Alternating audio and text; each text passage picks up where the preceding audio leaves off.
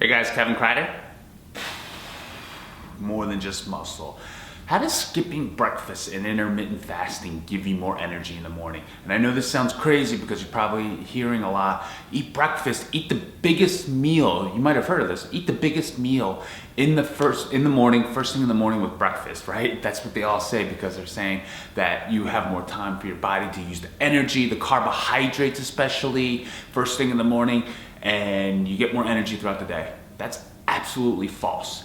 If anything, when you have carbohydrates and breakfast first thing in the morning, yes, you raise your insulin levels up, which is anabolic. And you have to remember that insulin is anabolic. It's storing food into your muscles and even fat, and produces more fat tissue if you put more energy into your body through food than you use in a day. That's just what's gonna happen. When your insulin levels are high, it stays elevated for about 2 to 3 hours after a meal. The problem with that is that it reduces the growth hormone levels, and it also reduces your sympathetic nervous system because it kicks in your parasympathetic nervous system, which is responsible for sleep, digestion. But the sympathetic nervous system is also responsible for your adrenaline. It hypes you up, it gives you more energy. It's the fight or flight response, which is the epinephrine, norepinephrine, which tells you if a lion's coming at you, you either fight it or you fly away. That's why you get that energy, that adrenaline.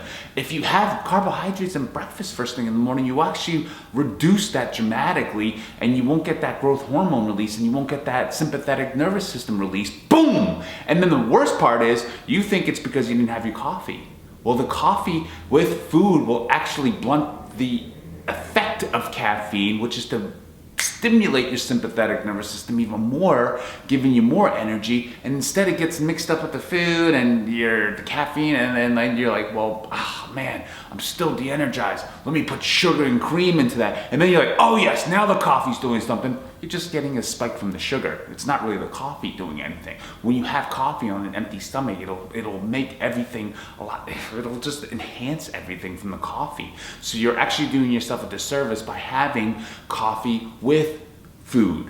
Have it on an empty stomach and then let it do its thing. That's how you can get more energy.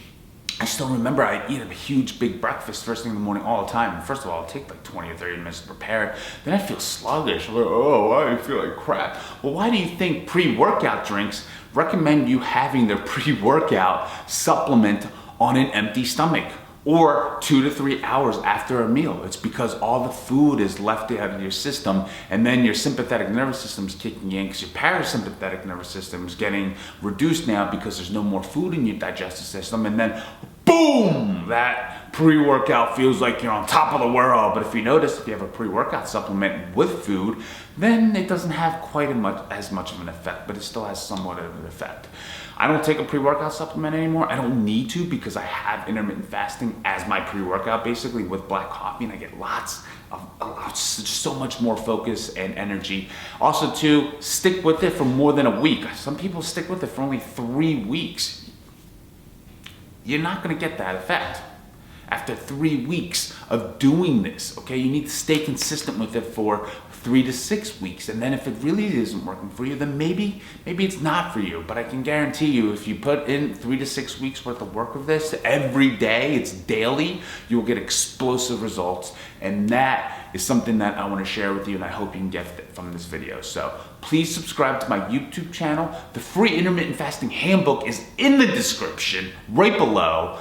Don't ask me any more questions about like, oh, Kev, the free intermittent fasting handbook is right there. It'll answer all your questions for you, all right? So please subscribe to my YouTube channel, download it, and I'll see you guys soon.